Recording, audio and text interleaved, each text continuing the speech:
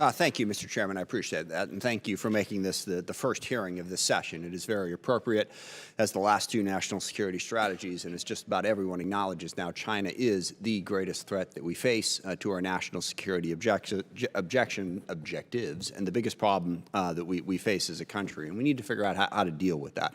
And I think you outlined the threat quite well. I will not repeat that, except to say that without question, in the last decade, China has decided to try to impose its will on the world and move us in a direction that takes us away from the rules-based international system that the United States and so many other nations are trying to impose. And we must, without question, meet that threat. And part of meeting that threat is also, without question, to deter it militarily, to make sure, basically, that China does not feel that they can succeed by trying to move forward their objectives through the use of their military, certainly in Taiwan, but Taiwan is not the only place that China claims at the moment that we have to worry about whether or not they would use their military to achieve those objectives. We need to build up our military, look very carefully at what China is doing, and make sure that the decisions we're making deter that threat. In fact, that's one of the challenges that I know the chairman and I see the same way. We have to have a modernized military.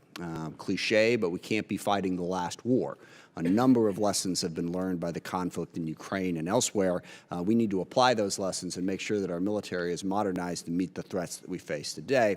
And part of that also, I'd be remiss if I didn't mention, success for the U.S., Ukraine, and the coalition in Ukraine is crucial to that deterrence message against China.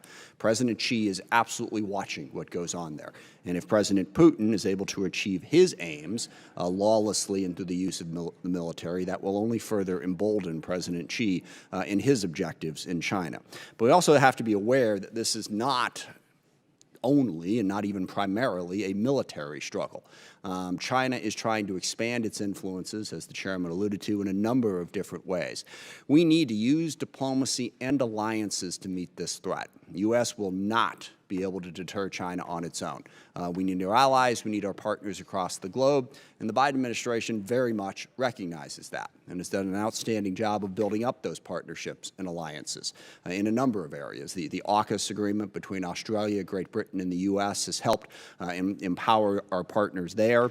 We have developed the Quad with Japan, Australia, India, and the U.S. also to build up our strengths as partners and alliances, and most recently, the Philippines has allowed us to enhance our military presence in partnership with them in their country, largely because they see the threat from China. They don't want that bully right above them to be able to push them around. They are looking for partnerships and alliances as we move forward to be able to meet that. It's also really important to understand what our objective here is. Our objective is to have a world where China and the U.S. can coexist peacefully. I think it's a dangerous mistake if we think we are somehow going to defeat China, whatever that might mean. They are the second largest economy in the world. They are a large and powerful nation. We need to guide them down a better path. And I want to make this statement 100% clear. War with China is not inevitable.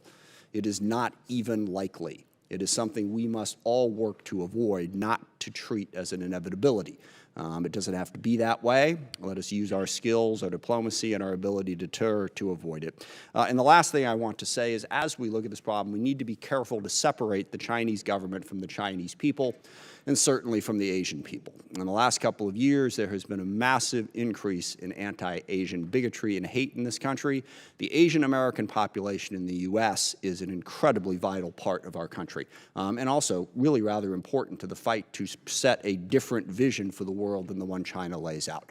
Let's take on China, but let's remember to respect the Asian American people who are so crucial to what we're doing here in this country. With that, I look forward to testimony. Yes, I want to welcome our witnesses, Dr. Sisson and Admiral Harris.